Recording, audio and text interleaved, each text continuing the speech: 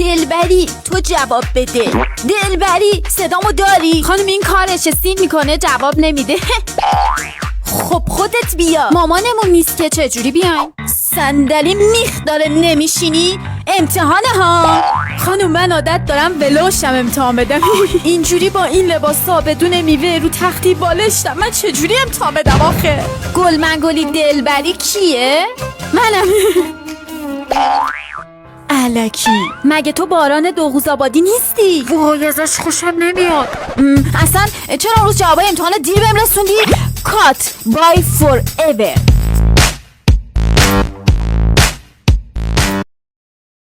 وای چه همه برف نشسته. فکر کنم تعطیل بشیم. مدارس تعطیل میباشد. تمامی مقاطع به دلیل آلودگی هوا تا 2 روز آینده تعطیل میباشد. درست شنیدم؟ گفت تعطیل؟ آره.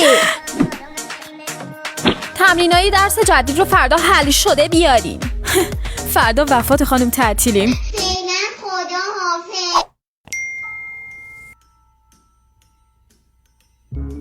سلام گلای تو خونه.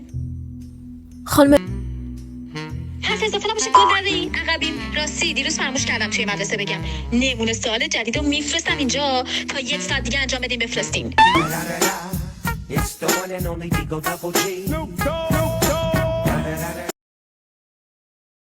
مامان دیگه تموم شد، همه رو کشیدم. حالا میتونم برم؟ سنگای توالت هنوز مونده، بعدش میتونی بگی اردو. امضای مامانم چه شکلی بود این رضایت‌نامه رو خودم امضا کنم؟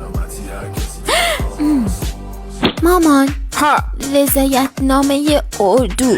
بابات نمیذاره. همه بچه‌ها رو با اتوبوس میبرن. راجم نکرده. اگه اتوبوس چپ کرد چی؟ اون روز حق این که مدرسه بمونی نداری، باید بخونه. حالا انگار کجا رفتن؟ همینو بگو. تاش میبرن یه بیابونی جایی، یا بعد آشغالا رو جمع کنن، یا بعد ماشین خانم ناظمو بشونن تا 2 تا مثبت بگیرن. حوصله‌ام سر رفته. کفگیر بیارم کفشو بگیرم. هیچی جلبک میگم. درسامون که خوندیم، بیا برای عکسای کتابش رو سیبیل بکشیم. ماما فردا میریم اردو. این رضایت‌نامه امضا شده. شماره کارتت هم بده، پول بزنم به حسابت، هر چی خواستی برای خودت بخری.